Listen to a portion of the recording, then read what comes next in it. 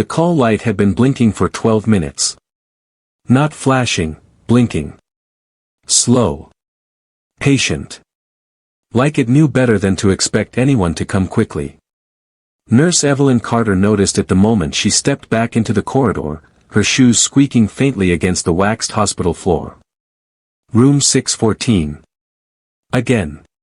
The same room that had been lighting up the board all morning.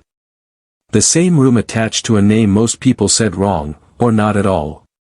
She checked her watch. 7:42 a.m. The shift was already off balance. Evelyn adjusted the cuffs of her scrubs, navy blue, slightly faded from too many overnight washes, and took a breath before moving.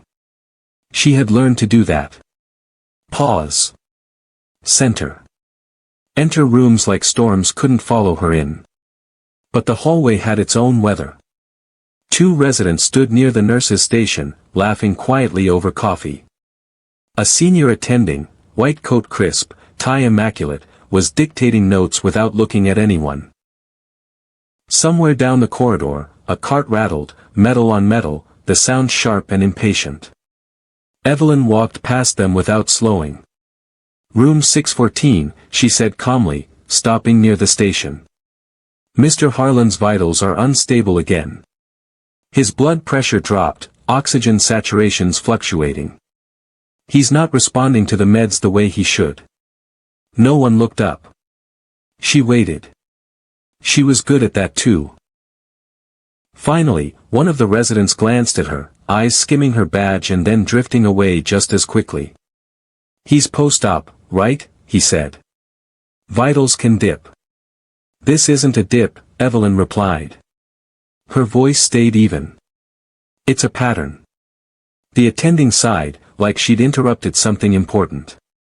He finished his sentence into the recorder before turning halfway toward her, not fully, never fully. We'll get to it, he said. Monitor and document. I've been monitoring, Evelyn said. And documenting. He's deteriorating. A beat. The attending's mouth tightened, not in anger, but in irritation. Are you questioning the treatment plan? Evelyn met his eyes. I'm questioning whether we're missing something. That did it. He turned fully now, gaze cool, assessing. Not curious. Not concerned.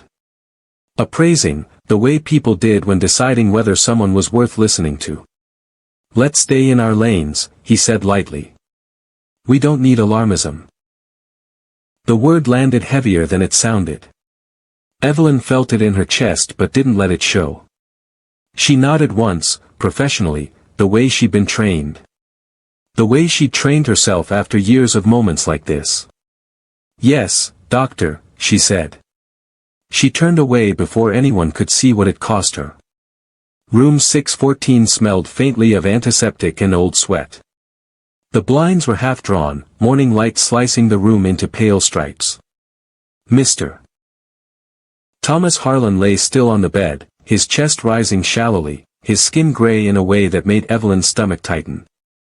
She moved to his side, fingers quick and gentle as she checked the monitor. Heart rate irregular. Oxygen dipping again. Mr. Harlan, she said softly. Can you hear me?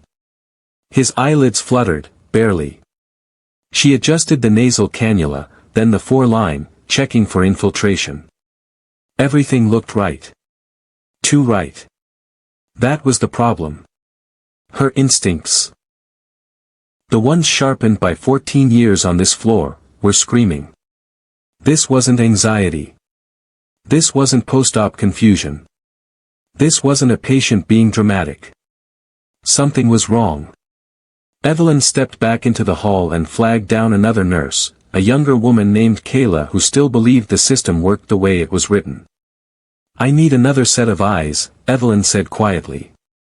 Look at his color. Kayla glanced in, hesitated. He doesn't look great. No, Evelyn said. He doesn't. They stood there a moment, the call light still blinking above the door like a pulse no one wanted to read. I already escalated, Evelyn added. They're not listening. Kayla bit her lip. You know how they are with, you know. Evelyn knew. She always knew. By 8:19 a.m., Mr. Harlan's breathing turned ragged. By 8:21, Evelyn was calling a rapid response herself, protocol be damned. The team arrived late and annoyed. What's the emergency? Someone asked, already sounding unconvinced. He's crashing, Evelyn said. I told you he would. Hands moved then. Orders barked. Machines adjusted. The room filled with bodies and noise and urgency that should have been there an hour ago. But it was too late. At 8:37 a.m., the monitor flattened into a long, unbroken line. Someone called time of death. Silence followed, the heavy kind that presses against your ears. No one looked at Evelyn. The attending cleared his throat. We'll review the chart. Review. As if this were paperwork. As if a man hadn't just died in front of them. Evelyn stood at the foot of the bed, hands folded, spine straight. She felt the familiar sensation creeping in, the one she hated most. Not grief. Not anger. The certainty that this would be smoothed over. Explained away. That her warning would become a footnote, if it appeared at all. As the team filed out, she reached up and turned off the blinking call light. The hallway swallowed the room whole. And somewhere deep inside Evelyn Carter, something settled, not loudly, not dramatically, but with the quiet weight of a truth she could no longer ignore. This wasn't just negligence. This was a pattern. And it had teeth. Evelyn Carter didn't cry when she clocked out. She washed her hands longer than necessary, fingers pressed flat beneath the warm water, watching it run clear over skin that still felt like it belonged in room 614. She dried them carefully. Folded the paper towel. Dropped it into the bin without missing. Outside, the morning had fully arrived, sunlight bright and undeserved. The hospital's glass facade reflected it back like nothing inside had happened at all. Evelyn stood for a moment at the curb, keys in her hand, breathing slowly until the tightness in her chest loosened just enough to move. She had learned that too. At home, she kicked off her shoes by the door and sank onto the edge of the couch, still in scrubs. The apartment was quiet except for the hum of the refrigerator. On the wall across from her hung her nursing license, framed simply, the corners slightly worn. 14 years. Surgical floors. ICU. Nights, weekends, holidays no one else wanted. She hadn't earned that frame by being dramatic. She earned it by being right. Her phone buzzed once. A text from Kayla. I'm so sorry. You did everything you could. Evelyn stared at the message longer than she needed to. Then she set the phone face down. Everything she could. That phrase always sounded like permission to stop asking harder questions. She showered, letting the steam fog the mirror until her reflection disappeared. When she stepped out, she wrapped herself in a towel and leaned her forehead against the glass. She replayed the morning again, slower this time. The vitals. The color of his skin. The way his body resisted the treatment that should have worked. And the moment she spoke up. Not raised her voice. Not accused. Just asked to be heard. She dressed and poured coffee she didn't want, then sat at the small table by the window as traffic passed below. Her mind drifted, not to Mr. Harlan's face, but to a dozen other moments stacked neatly behind it. The woman whose internal bleeding was dismissed as anxiety. The elderly man whose pain complaints were brushed off as confusion. The young black patient whose shortness of breath was labeled exaggeration, until his lungs collapsed. Patterns didn't announce themselves. They whispered. At 2:13 p.m., Evelyn's phone rang. She didn't recognize the number, but something in her stomach tightened before she answered. Evelyn Carter, she said. This is risk management, a woman's voice replied, brisk but polite. We're calling regarding this morning's incident. Incident. Yes, Evelyn said. We just wanted to let you know we're conducting a routine internal review. Standard procedure. I documented my concerns, Evelyn said. Repeatedly. Yes, we saw your notes, the woman replied. Very thorough. Evelyn waited. There it was again, that pause where acknowledgement pretended to be agreement. Is there anything else you'd like to add? The woman asked. Evelyn looked around her apartment, at the quiet order she kept because chaos already followed her at work. She thought of the attending's tone. Of the word alarmism. Yes, she said. I want an autopsy. The line went silent for half a second too long. An autopsy? The woman repeated. Yes, Evelyn said. His death was unexpected. His vitals didn't match the narrative. I believe something was missed. Mr. Harlan's family hasn't requested one, the woman said carefully. Then the hospital should, Evelyn replied. Another pause. That's not typically initiated based on nursing concern alone. There it was. Alone. Evelyn felt heat rise behind her eyes but kept her voice steady. Then note that I requested it. We will, the woman said. But I can't make any promises. Evelyn thanked her and ended the call. She sat there for a long time afterward, coffee untouched, sunlight creeping across the table. Somewhere, someone was already writing the version of events that would survive this. And in that version, she would be a footnote. Or worse, an inconvenience. The next morning, she returned to work. The floor moved around her like it always did, patients in pain, families clinging to hope, staff stretched thin. But something had shifted. She felt it in the glances that slid past her too quickly. In the way conversations paused when she approached.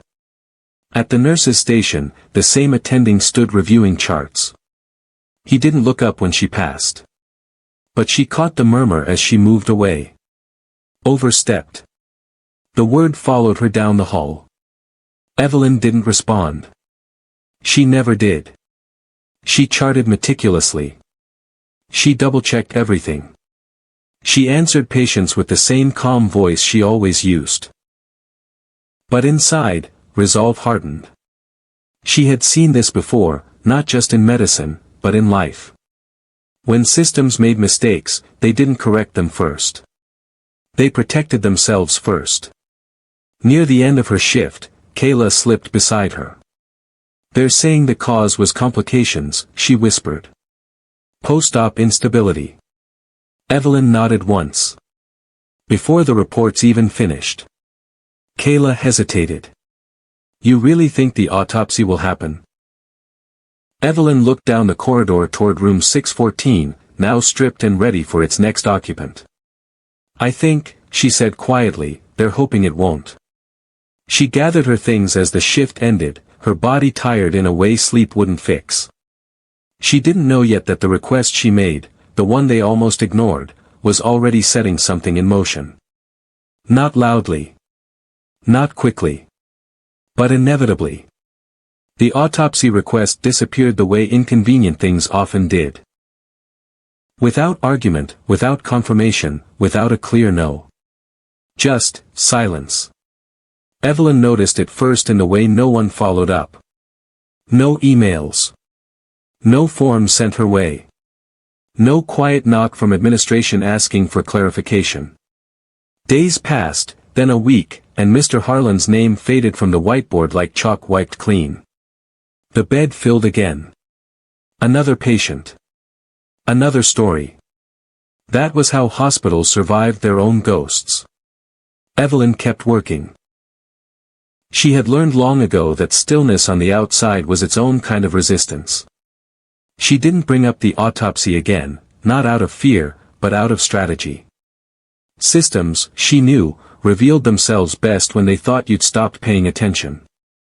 But she hadn't. Every shift, she reviewed the chart again in her head. The labs that didn't quite fit. The symptoms that didn't align with routine complications. The rapid decline that came too fast and too clean to be coincidence. One evening, while charting near the end of a 12-hour shift, she noticed something new. A lab value, buried deep in the electronic record, had been amended. Not corrected. Amended. The timestamp was after Mr. Harlan's death. Her fingers stilled over the keyboard. Amendments happened, sure. Late entries. Clarifications. But this one shifted a borderline result into a comfortable range. Just enough to smooth the narrative. Evelyn felt a familiar chill crawl up her spine. She printed the page. Slipped it into her bag. At home that night, she spread the paperwork across her table like pieces of a quiet crime scene. She cross-referenced times. Notes. Medication orders. The story that emerged wasn't dramatic, but it was deliberate. Someone had nudged the truth sideways. Her phone buzzed. Kayla again. They closed the case, the text read. No autopsy. Cause of death finalized. Evelyn stared at the words, then at the papers on her table. No, she whispered to the empty room. The next morning, she took a different route through the hospital, not physically, but procedurally. She requested a copy of the finalized death summary under routine chart access. She kept her voice neutral, her face unreadable. The clerk barely glanced at her. It's already signed off. I know, Evelyn said. I need it for continuity review. The phrase worked. It usually did. When she read it, her jaw tightened.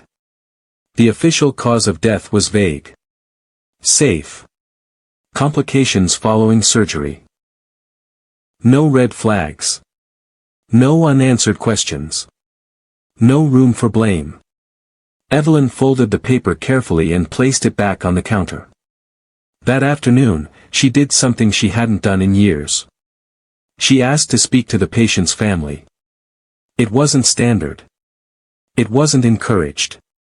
But it wasn't forbidden either, just discouraged enough to make most people avoid it. Mr. Harlan's daughter met her in a small consultation room near the elevators. She looked exhausted, eyes rimmed red, hands clasped tightly in her lap as if holding herself together required constant effort. Thank you for coming, the woman said. I didn't think anyone remembered us. Evelyn sat across from her, posture open, voice gentle. I'm sorry for your loss. They sat in silence for a moment. Then the daughter spoke. He went in for something simple, she said. They told us he'd be fine. Evelyn nodded. I know. The woman hesitated. You were there, weren't you? The nurse. Yes, Evelyn said. He kept asking for you, the daughter continued. Said you were the only one who listened. The words landed heavier than any accusation could have. Evelyn took a breath. There were things about his condition that concerned me. The daughter looked up sharply. What kind of things? Evelyn chose her words with care. Things that didn't match what we were being told to expect. Did you tell them? The daughter asked. Yes. And? They disagreed. The room felt smaller suddenly. Can I ask you something? The daughter said quietly. Would an autopsy tell us anything? Evelyn held her gaze. It could. The woman swallowed. No one mentioned that. They wouldn't, Evelyn said. Not harshly. Just honestly. A long silence followed. Then the daughter straightened, something resolute settling into her features. I want one. Evelyn nodded. You have that right. By the time Evelyn returned to the floor, word had already begun to ripple. Not loudly. Not officially. But people sensed it. The attending avoided her entirely now. Risk management sent a curt email acknowledging the family's request. Legal was looped in. The silence broke, not with sound, but with movement. Files reopened. Meeting scheduled. Conversations shifted from dismissive to careful. Evelyn watched it all with steady eyes. She had seen enough systems to know this part too. When the truth threatens to surface, people don't rush to stop it. They rush to control how it appears. And somewhere, in a room far from the noise of the hospital floor, a body waited to be examined. Waiting patiently, the autopsy was scheduled for a Tuesday morning. No announcement. No fanfare. Just a calendar entry buried beneath layers of administrative routine, the way uncomfortable truths often were. Evelyn learned about it indirectly. From a clipped email sent to relevant parties, her name included almost as an afterthought. She read it twice. Then once more, slower. She wasn't required to attend. Nurses rarely were. But she requested permission anyway, citing continuity of care and professional interest. The response came back hours later. Approved. Observer only. Observer. That word followed her as she walked into the lower level of the hospital, where the walls changed color and the air felt colder, heavier. The elevators opened onto a corridor that smelled faintly of disinfectant and something else, metallic, unmistakable. The autopsy suite was quiet. Not reverent. Just efficient. Dr. Samuel Price stood near the stainless steel table, reading over a chart. He was older than most of the physicians Evelyn worked with, his movements unhurried, his expression neutral in a way that suggested long familiarity with grief and truth in equal measure. He glanced up when she entered.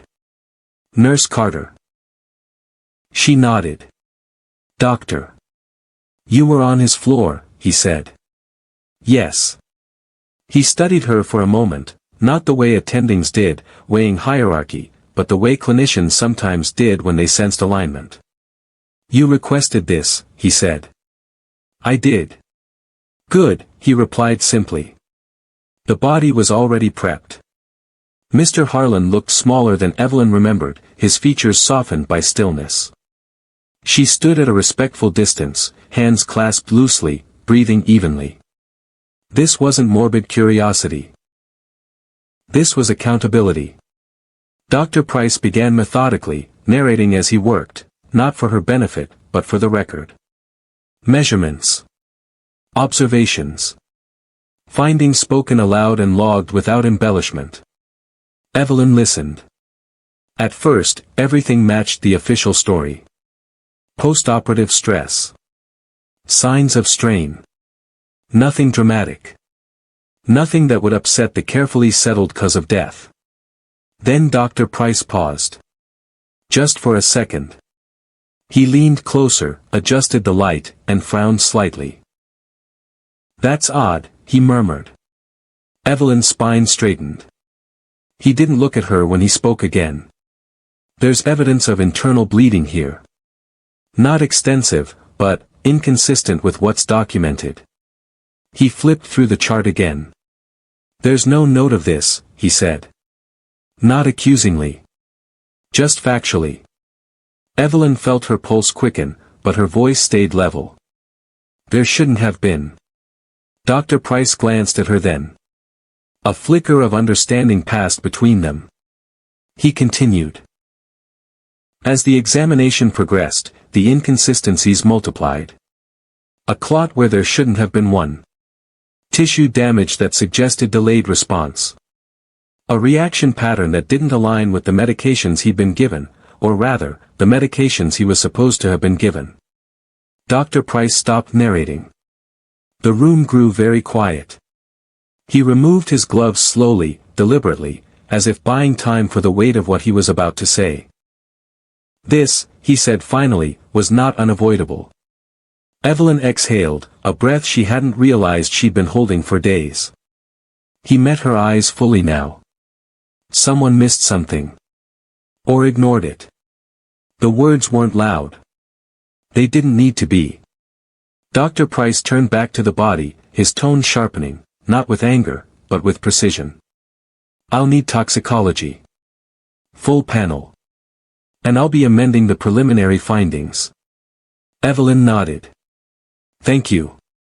He studied her again, longer this time. You understand what this means? Yes, she said. I do. It meant meetings. Lawyers. Language carefully chosen to protect reputations. It meant pushback. It meant her name would come up, not as a hero, not openly, but as a complication. But it also meant something else. Truth had entered the room. When Evelyn left the autopsy suite, the hospital felt different. The same walls. The same sounds. But underneath it all, something had shifted. She returned to her floor quietly. No one asked where she'd been. No one needed to. By the end of the week, rumors circulated, not wild ones, just careful whispers. The report's not clean. Legal's involved. Risk is nervous. The attending who'd dismissed her now avoided eye contact altogether. Kayla cornered her by the supply room one evening. Is it true? She whispered. About the autopsy. Evelyn met her gaze. It's not finished yet. Kayla swallowed. But, it's not nothing. Evelyn said nothing. She didn't need to. That night, alone in her apartment, she sat at the table again, this time without paperwork spread before her. Just her hands. Steady. Waiting. She thought of Mr. Harlan's daughter. Of the question she'd asked. Of the answer that was finally taking shape. And for the first time since that blinking call light went dark, Evelyn allowed herself one small, dangerous thought. They might not be able to bury this.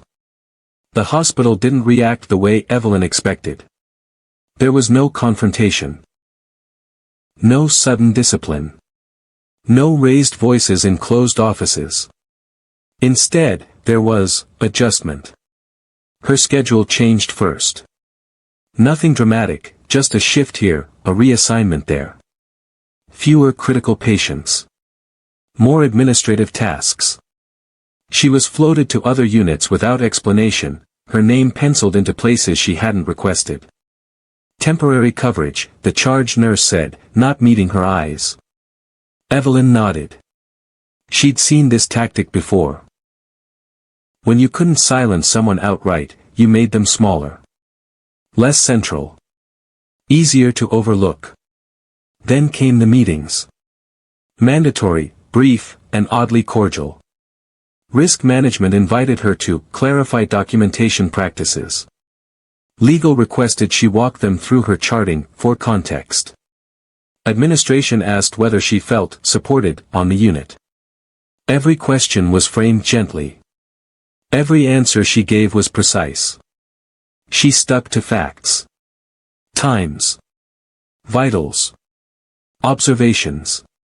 She never speculated. Never accused. She let the truth sit in the room like an uninvited guest no one could ask to leave. Still, she felt it, the shift in air when she entered spaces. The conversations that paused.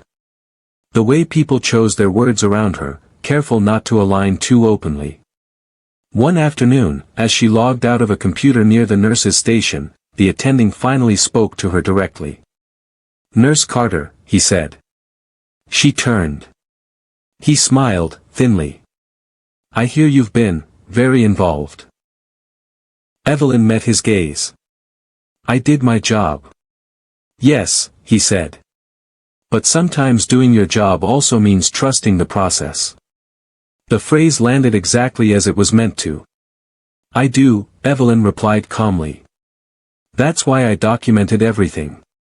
His smile faded. "You're aware this is becoming complicated."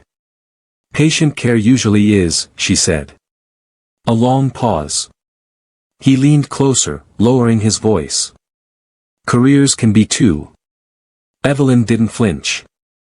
"Then we should all be careful." She walked away before he could respond. That evening, she received another call, from Mr. Harlan's daughter. "They told me the report is taking longer," the woman said. "They keep using words like inconclusive and under review." Evelyn closed her eyes briefly. That's not unusual. But you were there, the daughter said. You saw it. Yes. And? Her voice wavered. Are they going to tell the truth? Evelyn thought carefully before answering. The truth exists whether they tell it or not. The line was quiet for a moment. I'm scared they'll make this go away, the daughter whispered. Evelyn felt something tighten in her chest, not fear, but resolve. I won't let them. It wasn't a promise she made lightly.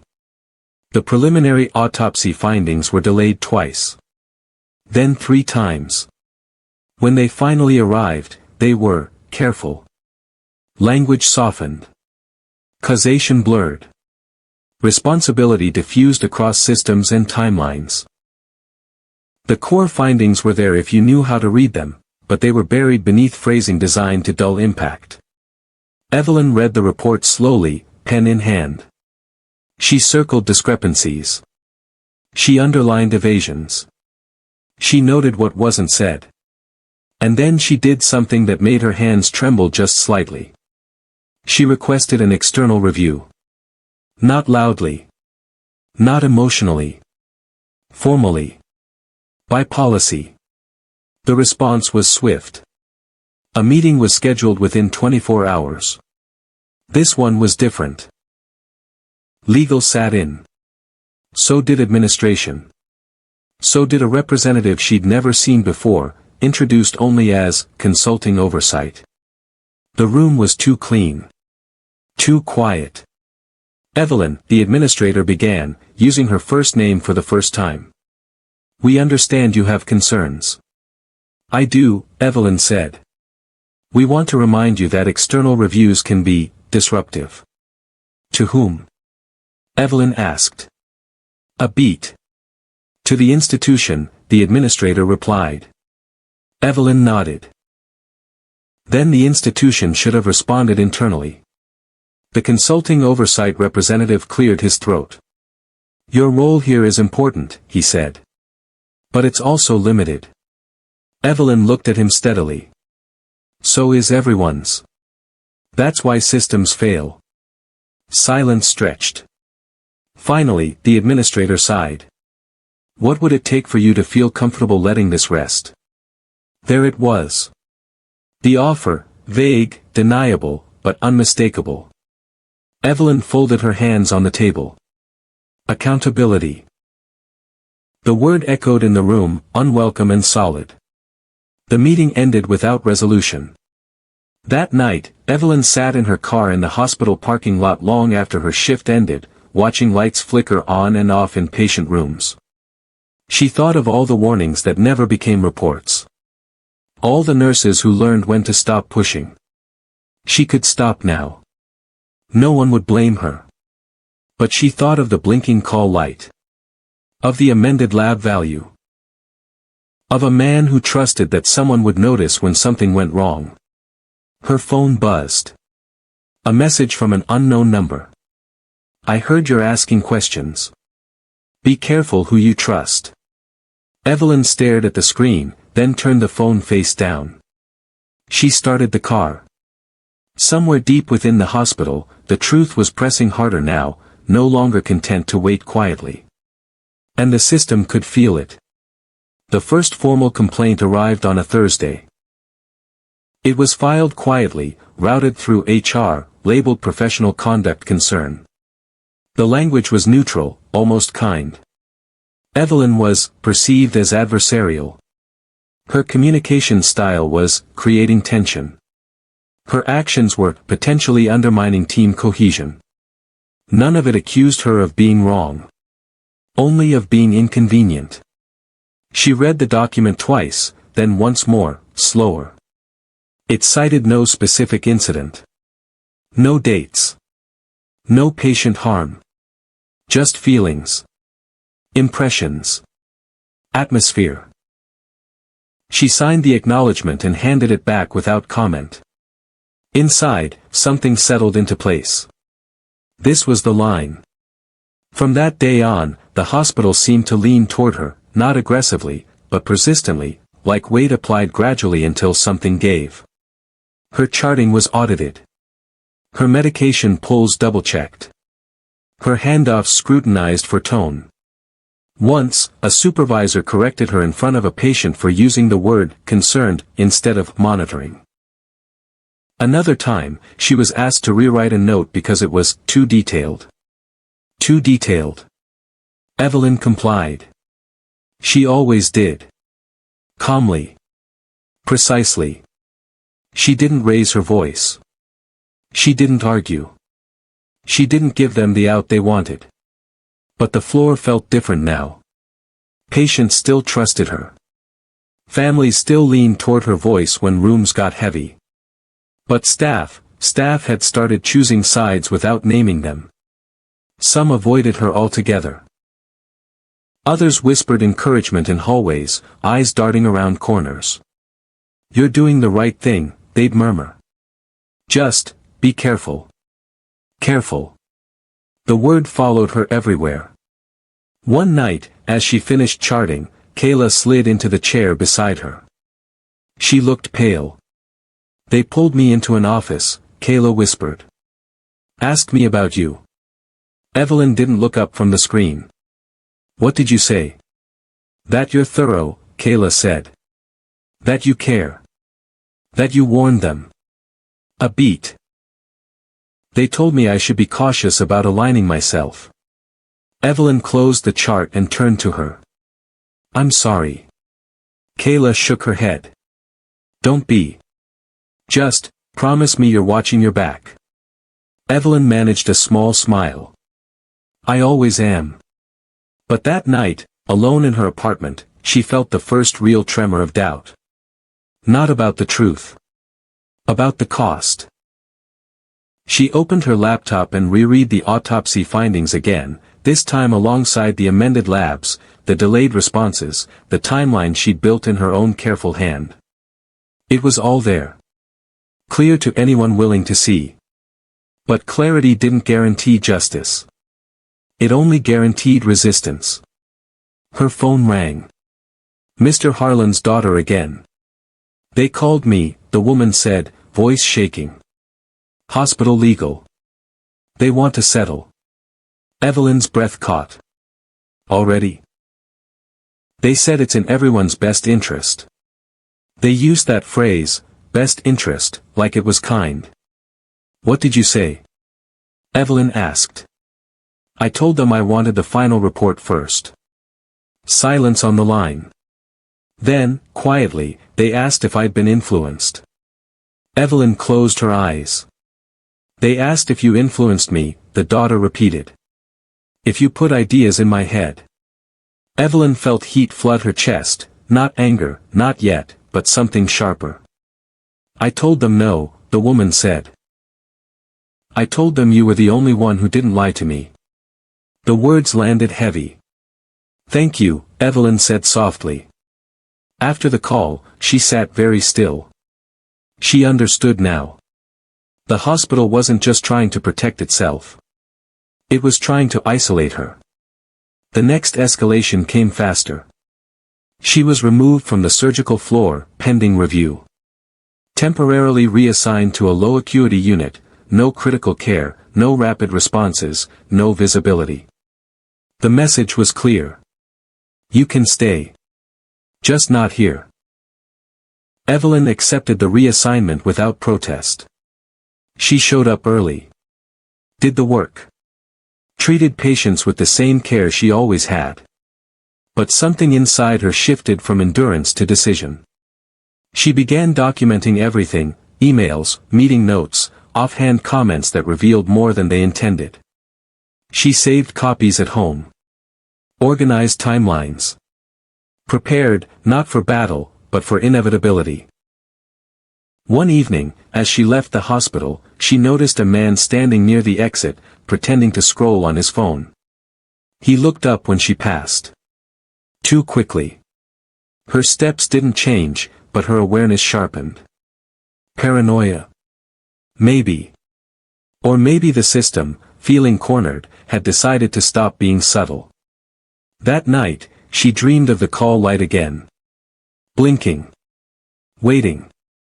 No one coming. She woke before dawn, heart racing, and sat on the edge of the bed until the room steadied. She knew what came next. Either she backed down, or this stopped being quiet. And the truth, patient, relentless, waited for her answer. Evelyn noticed the change in the room before anyone spoke. It was subtle, the way conversations tightened when she entered, the way eyes lingered just long enough to register calculation. The hospital had shifted from containment to anticipation. Something was coming. They just weren't sure from where. It wasn't her first day on the reassigned unit when she met Dr. Miriam Levin. The woman stood at the counter reviewing charts, silver hair pulled into a low bun, glasses perched precariously on the bridge of her nose. She looked up as Evelyn approached, gaze sharp but not unkind. "You're Carter," she said. Evelyn paused. "Yes. I've heard about you." That could have gone several ways. "Good things, I hope," Evelyn replied lightly. Dr. Levin's mouth twitched, not quite a smile. "Accurate things." She gestured to the empty chair beside her. "Sit." Evelyn did. Dr. Levin lowered her voice. "You don't belong down here." Evelyn met her eyes. "Neither do most people who end up here." A beat. Then Dr. Levin nodded once. "Fair." She slid a chart across the counter, not one of Evelyn's patients. "This was Mr. Harlan's preliminary autopsy," she said quietly. Evelyn's pulse quickened. "I thought those were restricted." "They are," Dr. Levin replied. "To people who don't know where to look." Evelyn didn't reach for it yet. "Why are you showing me this?" Dr. Levin leaned back, folding her arms. "Because I've worked in this hospital for 32 years. And because I've seen this pattern before." Evelyn felt the weight of that statement settle between them. "They think if they stall long enough, you'll get tired," Dr. Levin continued. "Or scared. Or isolated." "And?" Evelyn asked. "And sometimes," Dr. Levin said, "they're right." She leaned forward. "But not always." Evelyn finally took the chart. Dr. Levin tapped a section near the bottom. "See that phrasing? Multifactorial decline. That's code for we don't want to say whose fault this was." Evelyn nodded. "They're softening it. They're laundering it," Dr. Levin corrected. "And it won't hold. Not if the toxicology comes back the way I think it will." Evelyn looked up sharply. "You've seen it?" Dr. Levin hesitated, just enough to be intentional. "I've seen enough." The room hummed with low activity around them, unaware of the quiet alliance forming in its center. "Why help me?" Evelyn asked. Dr. Levin considered the question. "Because when systems fail, they don't fail evenly. They fail downward." She gestured subtly toward Evelyn's badge. "And because you did what you were supposed to do. You spoke up." Evelyn swallowed. For the first time in weeks, she didn't feel like she was standing alone in open space. That afternoon, Dr. Levin invited Evelyn to sit in on a morbidity and mortality review, another quiet exception, another door cracked open just wide enough. The room was full of senior physicians, most of whom Evelyn recognized only from a distance.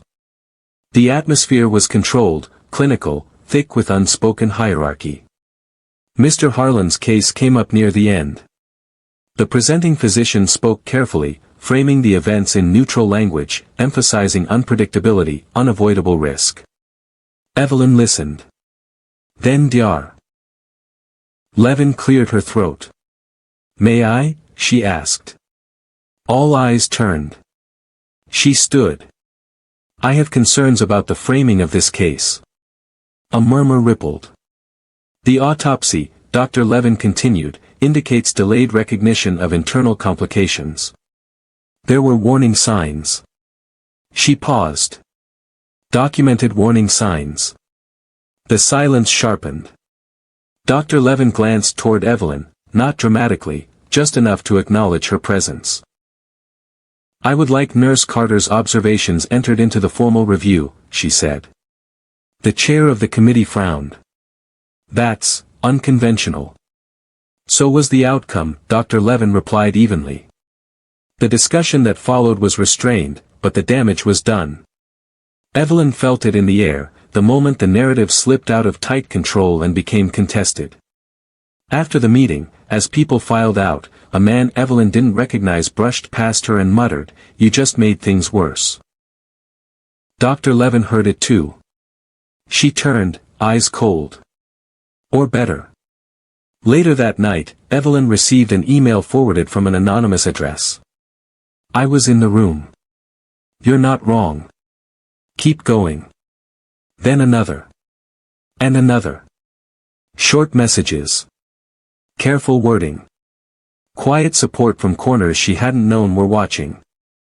The system, it turned out, had more fractures than it wanted to admit. At home, Evelyn sat at her table again, but this time she wasn't alone, not really. She spread out new notes, new names, new connections. Not a mob. A network. Her phone buzzed once more. A message from Mr. Harlan's daughter. They postponed the settlement discussion. Said there are new developments. Evelyn closed her eyes. Somewhere, deep inside the hospital's polished walls, the truth had found allies. And it was no longer content to wait quietly. The toxicology results arrived at 6:14 a.m. Not announced. Not flagged. They slipped into the system the way truths often did when no one was eager to greet them, quietly, impersonally, time-stamped and undeniable. Dr. Miriam Levin saw them first. She didn't call Evelyn right away. She read them twice, then a third time, slower. She compared them against medication records, infusion times, and the amended lab values Evelyn had noticed weeks earlier. By the time she reached for the phone, the decision had already been made. Evelyn was halfway through her shift when her pager vibrated. "Come to pathology. Now." No explanation. No pleasantries. The corridor to the lower level felt longer than before. The hum of fluorescent lights pressed down on her ears. With every step, Evelyn felt the weight of months, of silences, of side glances, of being told without words to stay small. Dr. Levin was waiting inside her office, the door closed. She didn't sit. She handed Evelyn a printed report. Evelyn scanned the first page, then the second. Her hand steadied as she read, even as something deep in her chest gave way. "There it is," Dr. Levin said quietly. The findings were precise. Unemotional. Ruthless in their clarity. A contraindicated medication interaction. Delayed response despite documented warning signs. Internal bleeding exacerbated by failure to act. Cause of death, preventable complications. Not multifactorial. Not unavoidable. Preventable. Evelyn lowered the pages slowly. They knew. Yes, Dr. Levin said. And they altered the record to make it look like they didn't. The words hung between them, heavy and final.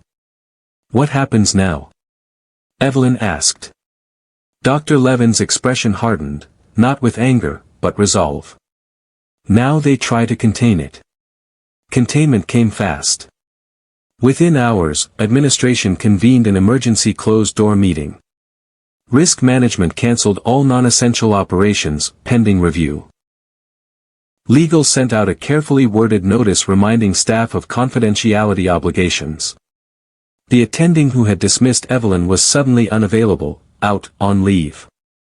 By midday, rumors spilled beyond the hospital walls. A clerk's cousin worked for a local reporter. A resident texted a friend who texted someone else. A single line appeared on social media, vague but ominous. Hospital investigating preventable death after staff warning ignored. The hospital's PR department scrambled. So did everyone else. Evelyn was called into another meeting, this one smaller, tighter. The administrator sat across from her, jaw clenched. Legal flanked him. "We need to discuss your role in this," he said. "My role," Evelyn replied calmly, "was patient advocacy." "You went outside established channels," legal said. "I exhausted them first," Evelyn said. The administrator leaned forward. "Do you understand the consequences of what you've set in motion?" Evelyn thought of Mr. Harlan's daughter. Of the call light blinking unanswered. Of a chart rewritten to make death look polite. "Yes," she said. "I do." For the first time, the administrator didn't push back. He looked tired. The hospital issued a statement that evening. It acknowledged process failures. It promised full cooperation. It avoided names. But it couldn't avoid the autopsy. By the next morning, a reporter stood across the street, camera pointed at the glass facade that once reflected sunlight so cleanly. Questions began to circulate, about patterns, about complaints quietly settled, about how often nurses' warnings were dismissed. Evelyn watched from a second-floor window as the story grew legs. Her phone buzzed constantly now. Messages from nurses she barely knew. From former colleagues who'd left medicine altogether. "This happened to us too. Thank you for not letting it go. I thought I was crazy until now." Late that afternoon, Mr. Harlan's daughter asked to see her. They met in the same small consultation room as before. This time, the woman stood when Evelyn entered. "They told me," she said. "About the toxicology. About the delay." Evelyn nodded. "I'm so sorry." The woman shook her head, tears welling. "No. I needed to know." She reached out and took Evelyn's hands. "You didn't just tell the truth. You fought for it." The moment cracked something open. Not loudly. Not theatrically. But enough.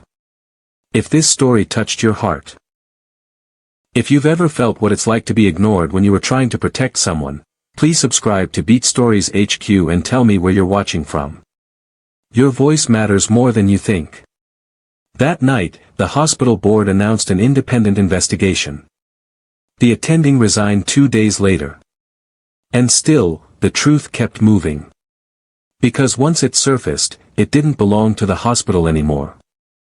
It belonged to everyone who'd been told to stay quiet, and didn't.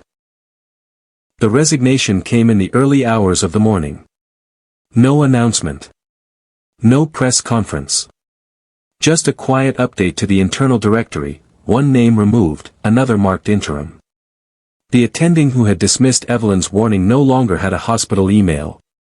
By the time Evelyn arrived for her shift, everyone already knew. They didn't say his name out loud. They didn't need to. What followed wasn't celebration. It wasn't even relief. It was something heavier. An awareness settling over the building like humidity before a storm. The investigation began formally that week. Not the hospital's version, carefully managed and inward-facing, but the external one, led by an independent panel with no stake in protecting the institution's image. They requested records going back years. Not just Mr. Harlan's chart, but dozens of others flagged for unexpected outcomes. Evelyn wasn't surprised. Patterns, once named, rarely stood alone. She was interviewed on a Monday afternoon in a windowless conference room with a recorder placed carefully at the center of the table. 2 investigators sat across from her, one clinical, one legal. Their questions were methodical, their tone neutral. They asked about timelines. They asked about escalation. They asked what happened after she raised concerns. Evelyn answered slowly, precisely. She didn't editorialize. She didn't embellish. She told the story exactly as it had unfolded. How she'd seen the warning signs, how she'd been dismissed, how documentation had been amended after death. When the interview ended, the clinical investigator closed her notebook and looked at Evelyn with something like respect. You did everything right, she said. Evelyn nodded once. Praise wasn't the point. Outside the room, the hospital felt smaller. Less certain of itself. Administrative offices buzzed with activity, leadership meetings stretched late into the night. Policies were suddenly under review. New training modules appeared in inboxes overnight. Words like equity, listening, and patient-centered care were everywhere now, spoken carefully, almost nervously. Evelyn noticed who avoided her. She also noticed who didn't. Nurses stopped her in hallways, not to congratulate her, but to tell their own stories in low voices. A respiratory therapist admitted she'd stopped escalating concerns years ago. A resident confessed he'd learned early which nurses were safe to ignore. Each confession added weight. This wasn't about one patient anymore. Mr. Harlan's daughter attended one of the board sessions open to families. She didn't speak long. She didn't accuse. She simply described the moment she realized her father had trusted a system that didn't trust its own caregivers. There wasn't a dry eye in the room. The hospital issued a second statement, longer this time, less polished. It acknowledged systemic failures and committed to structural change. Still no names. But consequences came anyway. Supervisors were reassigned. Risk management underwent restructuring. The amended lab values, once buried, were now exhibits in an ongoing review. Evelyn was offered a meeting with administration. She declined. Not out of bitterness. Out of clarity. She didn't need assurances anymore. She needed outcomes. Instead, she returned to the floor. Her original unit reinstated quietly, without apology. Patients filled the beds. Call lights blinked. The work went on. But something had changed. When she raised concerns now, people listened. Not instantly. Not perfectly. But enough. One afternoon, Kayla stood beside her at the nurse's station, watching a new attending pause mid-round to ask a nurse for input. Kayla smiled faintly. That never used to happen. Evelyn watched too. Change doesn't announce itself, she said. It just shows up one day. Later that evening, as she prepared to leave, Evelyn passed the consultation room again. The same one where she'd first spoken to Mr. Harlan's daughter. She paused. The memory didn't hurt the way it once had. It sat quietly now, part of the foundation beneath everything that followed. Her phone buzzed with a message from Dr. Levin. Final autopsy report submitted. No revisions allowed. Evelyn closed her eyes and exhaled. The truth, unsoftened, unlaundered, was now permanent. At home that night, she framed nothing. Hung no articles. Posted nothing online. She made dinner. She washed dishes. She slept. Because reckoning wasn't about recognition. It was about knowing that when the system tried to look away, someone had stood in its line of sight and refused to move. And tomorrow, when another call light blinked, she would answer it, like she always had. The letter arrived 3 weeks later. Plain envelope. No logo. No urgency in its delivery. It sat in Evelyn's mailbox like it belonged there, waiting patiently for her to notice. She didn't open it right away. She set it on the counter, changed out of her scrubs, washed her hands, and made tea. Only when the kettle clicked off did she return to it, sliding a finger beneath the flap. Notice of review outcome. The words were careful. Legal. Balanced in a way that suggested compromise rather than justice. The investigation confirmed failures in escalation response. Documentation irregularities. Cultural issues impacting clinical decision-making. Mandatory reforms were outlined, training, oversight, reporting channels strengthened. Then came the part written specifically for her. While Nurse Evelyn Carter acted within scope and demonstrated appropriate concern for patient welfare, the panel notes that her continued pursuit of external review created operational disruption. Operational disruption. The phrase sat like grit between her teeth. No disciplinary action would be taken. No apology would be offered either. The institution accepted responsibility in theory, but not in voice. Evelyn folded the letter neatly and set it aside. At work, the changes were visible now. New posters lined the hallways, "Speak Up Saves Lives." Anonymous reporting tools were rolled out with fanfare. Leadership rounded more often, asking scripted questions about psychological safety. Some of it was real. Some of it was theater. Evelyn navigated it all quietly, her presence steady, her voice unchanged. Patients still trusted her. New nurses gravitated toward her instinctively, sensing competence without bravado. But there were costs no memo could reverse. She noticed them in the invitations she stopped receiving. In committees formed without her input. In the way promotions were discussed, next cycle, always deferred. She hadn't been punished. She had been contained. One afternoon, as she walked to her car, Dr. Levin caught up with her in the parking lot. "You knew this would happen," Dr. Levin said. Evelyn nodded. "I hoped it wouldn't." Dr. Levin leaned against her car, arms crossed. "You could have leveraged this. Made noise. Advanced." Evelyn looked out at the street beyond the lot. "I didn't do this to move up." "No," Dr. Levin said. "You did it so someone else wouldn't die." They stood in silence for a moment. "Was it worth it?" Dr. Levin asked, not challenging, just honest. Evelyn thought of the call light. Of the daughter's hands shaking as she asked for the truth. Of the quiet messages from nurses who had stopped believing their voices mattered. "Yes," she said. That night, Evelyn received one more message from Mr. Harlan's daughter. They finalized the settlement. It includes public acknowledgement of failure. Evelyn closed her eyes. "Thank you," the woman added. "Because of you, it won't happen quietly again." Weeks passed. The story faded from headlines. Another scandal replaced it.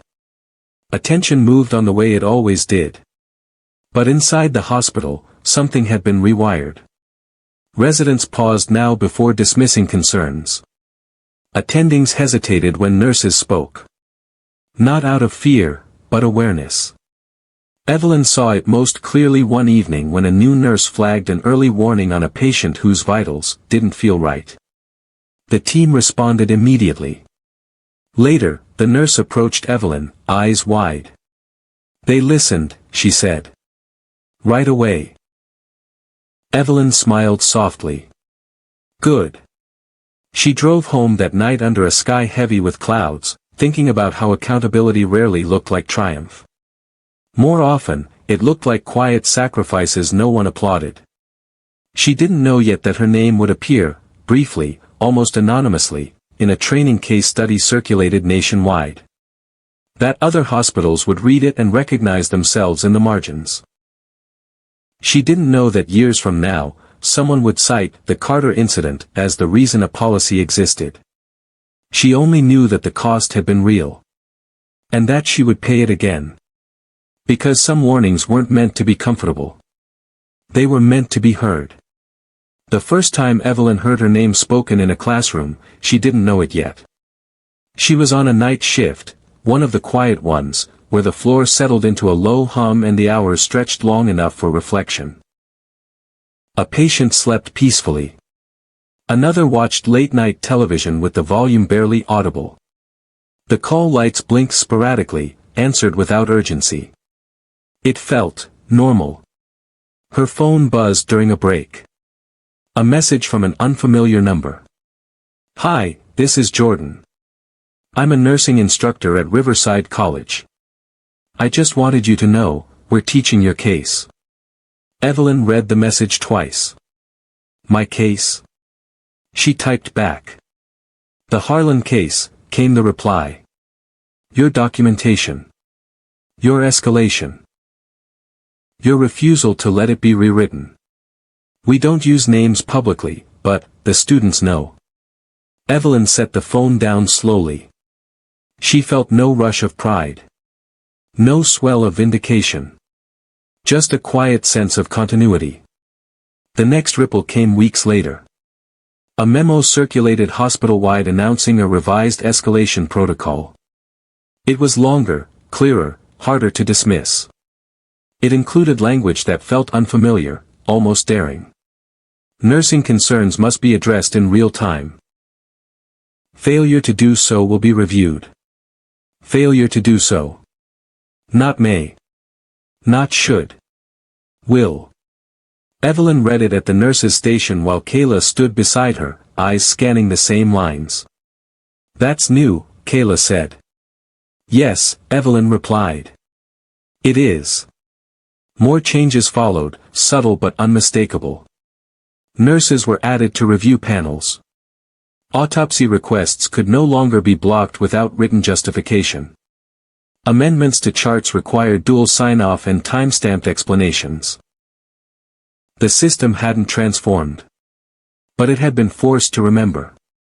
One afternoon, months after the investigation officially closed, Evelyn found herself in the same consultation room again.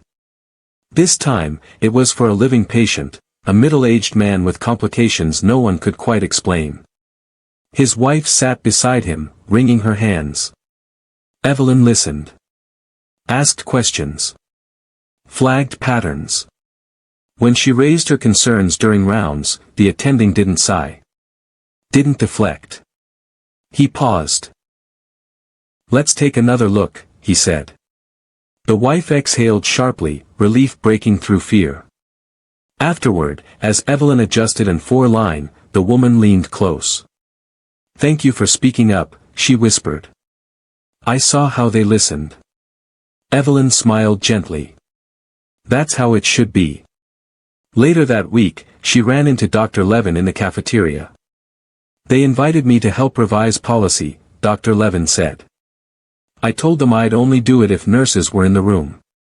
Evelyn raised an eyebrow. And? They agreed, Dr. Levin said. They didn't want another you. Evelyn understood the meaning beneath the words. They didn't want another moment where silence cost a life. She thought of Mr. Harlan, not as a case anymore, but as a man whose death had refused to be tidy. Whose absence had demanded answers. His daughter sent one final message that winter. I planted a tree today. In his name.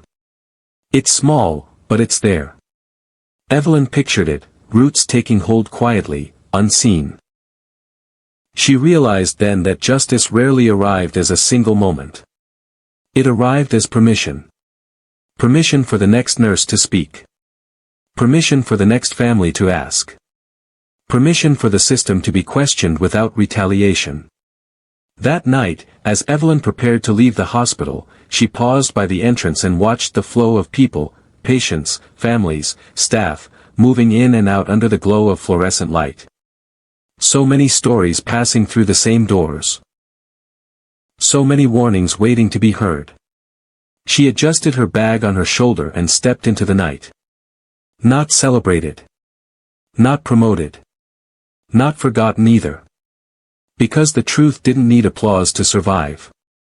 It just needed someone willing to stand still long enough for it to catch up. Years later, the plaque wasn't large. Most people walked past it without stopping. It hung on the wall just outside the surgical wing elevators, bronze and understated, catching light only when the hallway was quiet enough to notice. In memory of Thomas Harlan. In recognition of those who speak when it matters most. No dates. No cause of death. Just that. Evelyn Carter saw it one evening after a long shift, her body tired in the familiar way that came from doing work that mattered. She hadn't known it was there. No one had told her. The hospital hadn't invited her to any unveiling. They never did. She stood for a moment, reading it twice, then reached out and brushed her fingers lightly against the metal. It was cool to the touch. Solid. Behind her, the elevator chimed and doors opened. Voices spilled out. Life continued, as it always did. Evelyn stepped inside and let the doors close. The hospital had changed, not dramatically, not perfectly, but undeniably. New nurses were trained differently now. Escalation drills weren't theoretical. Autopsy requests were no longer treated like accusations. Nurses sat on safety boards. Their voices carried weight they once hadn't. And when mistakes happened, because they still did, they were harder to hide. Evelyn never became famous for what she'd done. She didn't lecture at conferences. She didn't write op-eds. She didn't let the story turn her into something symbolic. She stayed a nurse. She stayed on the floor. She answered call lights. Sometimes, late at night, younger nurses would sit beside her during charting and ask questions they didn't know how to phrase yet. How do you know when to push? How do you know when it's serious enough? How do you not get scared? Evelyn always answered the same way. You don't wait until it feels safe, she'd say. You push when it feels necessary. One winter morning, she received a letter forwarded from the education department. Inside was a copy of a training case used in hospitals across the state. Names redacted. Details anonymized. But she recognized it instantly. The amended labs. The delayed response. The ignored warning. At the bottom, a single line stood out. This case led to a statewide revision of escalation and documentation policy. Evelyn folded the paper and placed it in her drawer at home, not framed, not displayed. Just kept. Because legacy didn't live on walls or in headlines. It lived in the next patient who survived because someone spoke up sooner. In the next nurse who trusted her instincts. In the next family who got answers instead of silence. On the anniversary of Mr. Harlan's death, his daughter sent one last message. The tree bloomed this year, it read. I thought you'd want to know. Evelyn smiled softly and looked out her window at the evening light stretching across the street. She did want to know. She always had. If this story touched your heart. If you've ever wondered what happens when someone refuses to stay quiet in the face of injustice, please subscribe to Beat Stories HQ and tell me where you're watching from. These stories live because people like you listen. Evelyn finished her coffee, gathered her bag, and headed out for another shift. Somewhere in the hospital, a call light would blink. And this time, it wouldn't be ignored.